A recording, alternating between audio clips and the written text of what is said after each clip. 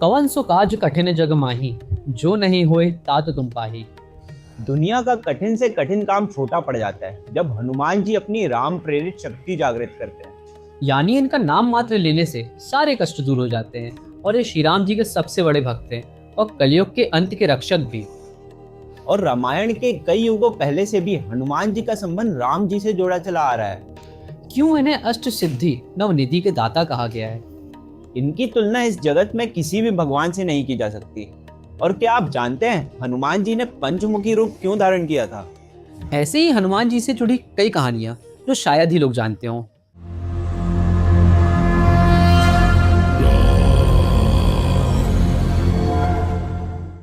हनुमान जी वानर राज केसरी और देवी अंजना के पुत्र थे।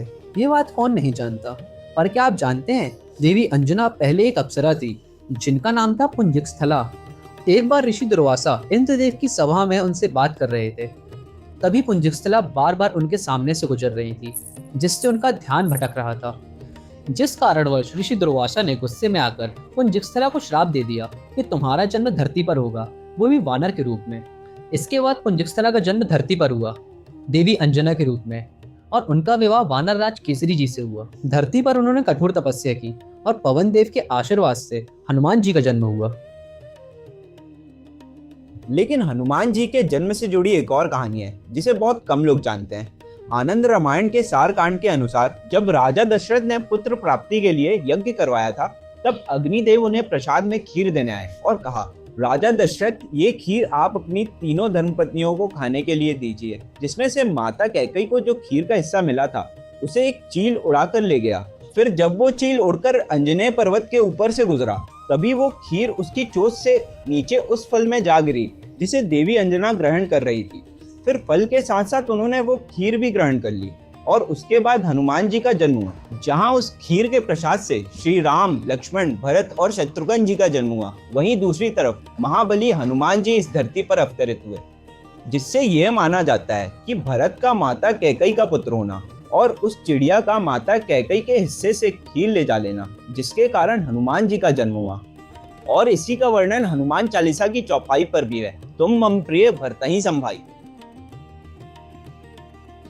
हनुमान जी कलयुग के एकमात्र ऐसे भगवान हैं जो हमें अष्ट सिद्धि नवनिधि प्रदान कर सकते हैं। और ये कहानी हमें रामायण के लंका कांड में देखने को मिलती है। जब हनुमान जी लंका जलाने के बाद वापस अशोक वाटिका में माँ सीता से विदा लेने पहुंचे तब माँ सीता ने उन्हें ये आशीर्वाद दिया कि आप अष्ट सिद्धि नवनिधि के दाता कहलाएंगे।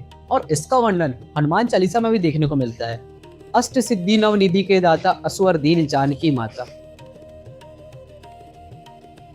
रामायण के लंका कांड में जब रावण युद्ध के दौरान अपनी हार की कगार पर पहुंच गया तब उसकी सारी सेना, उसके सारे पुत्र और लगभग उसके सारे भाई सबका वध हो चुका था।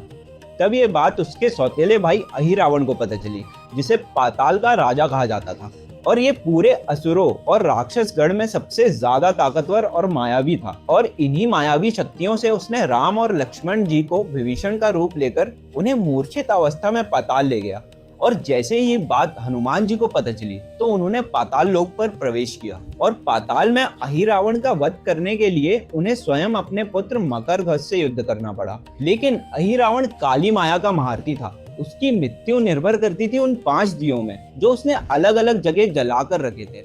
और उसकी मृत्यु तभी संभव थी जब कोई उन दियों को एक साथ फूंक मारकर बुझा सके। तब हनुमान जी ने धारण किया अपना पंचमुखी रूप जिसमें नरसिंह, वराह, हैग्रीव, गरुड़ और स्वयं हनुमान जी का मुख था।